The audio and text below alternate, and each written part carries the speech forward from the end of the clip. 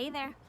We are back for chapter 15. This chapter is called Straw, Straw, Straw. I woke to the sound of horses braying and geese honking. When I opened my eyes, I found I was in a dangerous position. A horse's rear end loomed right above my head. People shouted back and forth, opening stalls, grabbing buckets and ropes. Someone came to the stall and removed the horse, which was a great relief. But then another person came and stuck a pitchfork into the pile of straw, narrowly missing my eye. I squeaked and quickly covered my mouth. The servant muttered something about rats and left. I didn't know what to do. If I walked out of the stables, would someone stop me? Were they still searching for the thief from the night before? I decided that it would be better for me to stay still until things were quiet, maybe until dark even, and then I could go home. I waited. I counted bits of straw, guessed how much gold it could all make. I wished for food. I wasn't used to being hungry for very long anymore, since I had been trading the miller for food whenever I wanted. I was so hungry I sucked on bits of straw, and then I was dying of thirst. My mouth was hot and woolly, so I drank from the horse's trough again. It's difficult to tell how much time is really passing when you're hungry and bored.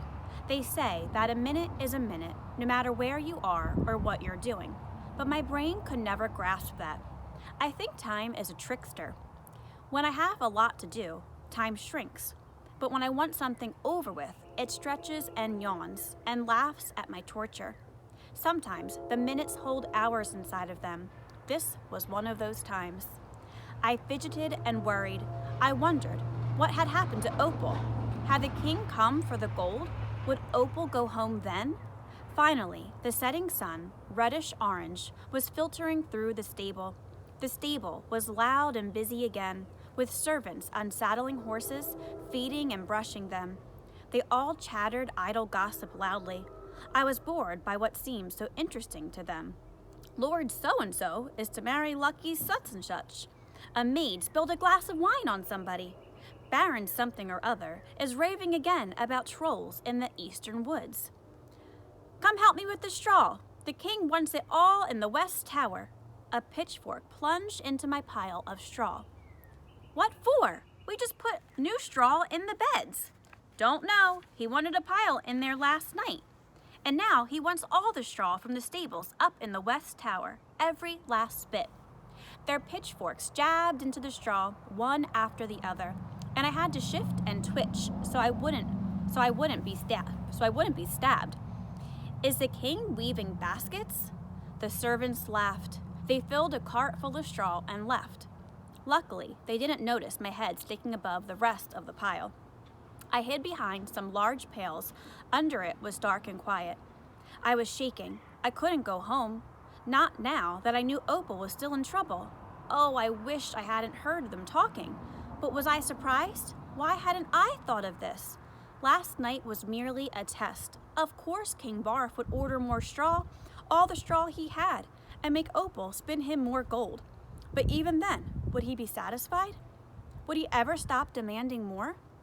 I didn't want to answer these questions about the future. I had to think about now. Opal was still in trouble, and it was more my fault than ever.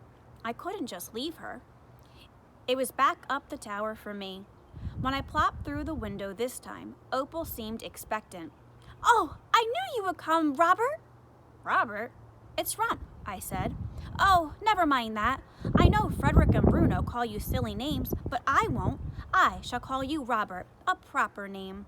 She smiled as if that were the kindest thing in the world, but I couldn't smile back. I was gazing, open-mouthed, at all the straw. There was three times as much straw as before, all piled along the walls and halfway up to the ceiling. Troll's breath, I muttered. Oh, it's not so bad, is it? Said Opal. You can spin this in a wink. You're so clever. I felt ill and must have looked it. Opal's eyes brimmed with tears and her chin quivered as she spoke. You must! The king says if every last straw isn't gold by morning, I'm going to die! They're going to kill me! And she wailed, though I didn't think it was quite as sincere as the night before. There wasn't any snot. But sincere or not, what choice did I have? What will you give me? I asked. Opal folded her lower lip down so that she looked like a large toddler on the verge of a tantrum. I already gave you my necklace. That was made of pure gold, you halfwit. Do you realize how much that's worth? That was for last night. You have to give me something for tonight. And besides, I'm making you a mountain of pure gold, I said impatiently. Who was the halfwit here? Opal looked around desperately. It made me nervous to watch her think. She looked so blank and mystified. She brushed her hands down her hair, licked her lips again, fiddled with her dress, and finally fumbled her fingers. I will give you my ring, she said as she pulled a little ring off her finger. It was not gold or silver, probably cheap tin, but it had a small stone in the middle, shiny white, with swirls of purple and blue. An opal. My mother gave it to me, she said, before she died. She dropped it in my hand, and I felt a stab of guilt. I didn't think there was anything she could give or promise me that would be worth more than a hulking pile of gold, but I could see this was probably close, a priceless token. I was starting to really dislike this whole binding bargains and promises thing. Still, it wasn't horrible. Close the windows, I said, and started to spin. My limbs still ached from the previous night's work. My legs pulsed with pain every time it pushed down on the treadle, but I kept going. Gold, gold, gold, and more gold. I had searched for it my entire life, and here it was, pouring out like water. I hated the sight of it. Opal fell asleep faster this time, one hand twined in the gold and the other clutching some straw. As the first rays of morning light reached the sky, I grasped the straws from her hand and spun them into gold. The gold was piled all around me now, and to me, it just looked like heaps of shiny straw. I didn't see why people loved it so much. Just as I was descending the tower, the door unlatched and King Barf said in his nasally drawl, "Ah, my sweet girl, you are a treasure beyond compare." My fingers were stiff and sore, my legs were cramped, and my back and head ached. Climbing down the tower was agony, but all I could think of was going home. Home and food.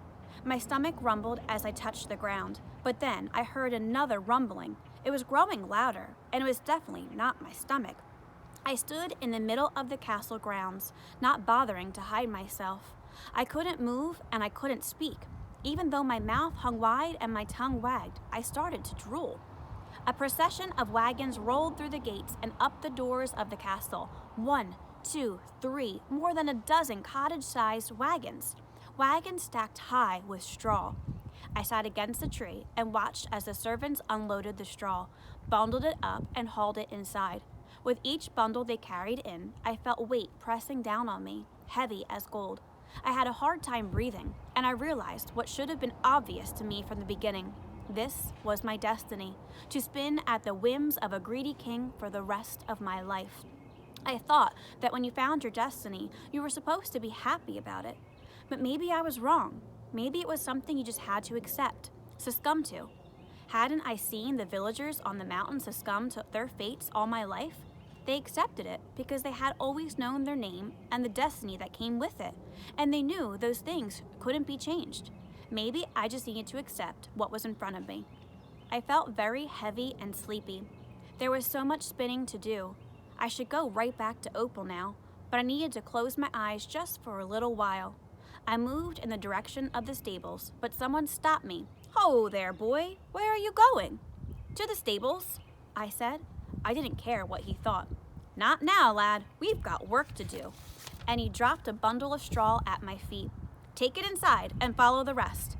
I looked up and saw a procession of people carrying straw on their backs into the castle. With a deep breath, I swung the straw onto my back. My knees buckled under the weight. I followed the line into the castle, up some stairs, and into a chamber. We must have been in a different tower, because this room was 3 times the size of the last one. The straw was piling up in the corners and crawling up the walls, covering the tapestries and paintings and the windows. This would never stop. As long as there was straw in the kingdom, King Barf would want it spun into gold. I fell helplessly into the straw and buried myself under it. No one noticed me as the workers piled straw higher and higher until it covered the windows and all the light was shut out. Whew. He is in for it. I wonder how much straw they have, because he's going to have to keep spinning.